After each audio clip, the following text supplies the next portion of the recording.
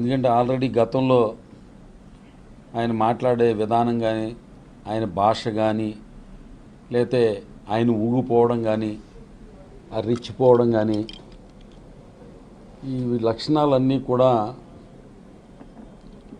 ఏంటంటే అది ఒక పిచ్చికి సంబంధించిన లక్షణాలే చూస్తూ ఉంటాం. ఎవరైనా ఆ రకంగా బయట ఎవరన్నా మాట్లాడుతుంటే వీటికి ఏమన్నా పిచ్చెక్కింది ఏంట్రా అని అనుకుంటాం.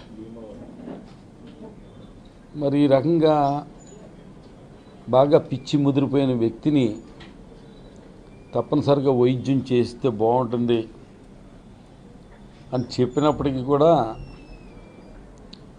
మరి పవన్ కళ్యాణ్ గారు ఎవరి మాట వింటున్నాడో లేదో తెలీదు, లేకపోతే ఆయనకి చూపించారో లేదో తెలీదు. ముఖ్యంగా వాళ్ళ అన్నగారు చిరంజీవి గారు కూడా నా తమ్ముడి పక్షాన్నే నిలబడతాను అని చెప్పి నిన్న మొన్న స్టేట్మెంట్లు కూడా చూసాం.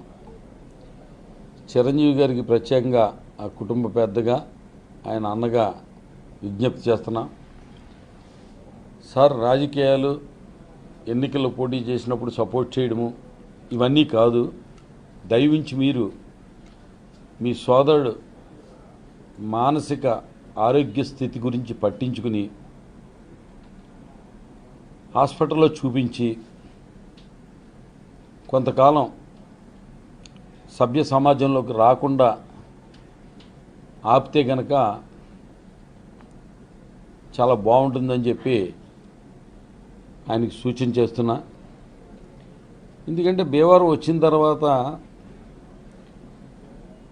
ఆయన మాట్లాడిన భాష జగన్మోహన్ రెడ్డి గారి గురించి, ముఖ్యమంత్రి గారి గురించి బ్లేడ్ బ్యాచ్ అని లేదా కడప బాంబులని, మీరు రండి దమ్ముంటే ఏ సెంటర్ ఇస్తావో సెంటర్కి నేను ఒక్కడనే వస్తాను సింగిల్గా అని నాకు సవాల్ చేయడం, నన్ను ఒక రౌడీగా పోల్చడం,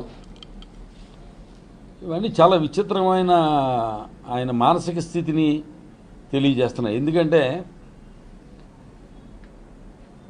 మేమంతా బాగానే ఉన్నాం మామూలుగా, ఆయన వచ్చి కడప నుంచి బాంబులు తెచ్చుకుంటావా, నీ బ్లేడ్ బ్యాచ్ని తెచ్చుకుంటావా, ఏ సెంటర్ ఇస్తావో, ఏ సెంటర్కి రమ్మంటావు,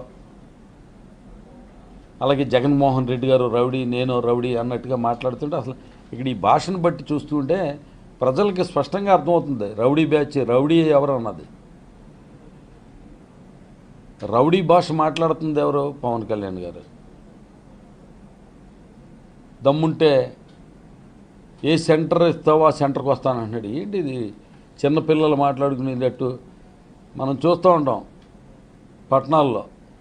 ఇది కూడా ఇప్పుడు కాదు, పూర్వం సెంటర్లు ఇచ్చుకునేవారు. అలాగే ఆ స్థాయికి దిగజారిపోయి ఒక ఆకు రౌడీలాగా మాట్లాడుతూ ఎదటి వాళ్ళని రౌడీలని మాట్లాడతాం, బ్లేడ్ బ్యాచీలు అంటాం, గంజాయి బ్యాచీలు అంటాం.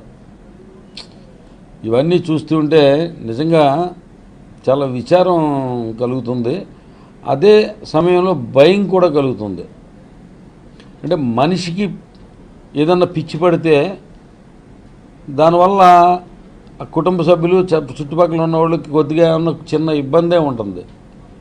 కానీ కుక్కకి పిచ్చి పడితే అది కరిసిందనుకో మళ్ళీ బొడ్డు చుట్టూ ఇంజక్షన్ చేయించుకోవాలి, పచ్చిం చేయాలి. అంటే మనిషి స్థాయి నుంచి ఈయన ఏ స్థాయికి వెళ్ళిపోయాడు అనేది ఆయన భాష అది చూస్తుంటే నా నోటితోటి అనలేకపోతున్నాను. కానీ జనరల్గా మన సమాజంలో బాగా పిచ్చి ముదిరినట్లుగా ఏమన్నా పడితే ఈయన ఏమన్నా పిచ్చి కుక్క కరిసిందేంట్రా అంటాం, లేదా పిచ్చి కుక్కలాగా మాట్లాడుతున్నా మీదడిపోతున్నాడు ఏంట్రా అంటాం. ఇది జనరల్గా సమాజంలో మనం అందరం చాలాసార్లు మాట్లాడుకునేదే, మన లైఫ్ టైంలో చాలాసార్లు అనుకుంటాం. కాబట్టి ఈయన మాట్లాడే భాష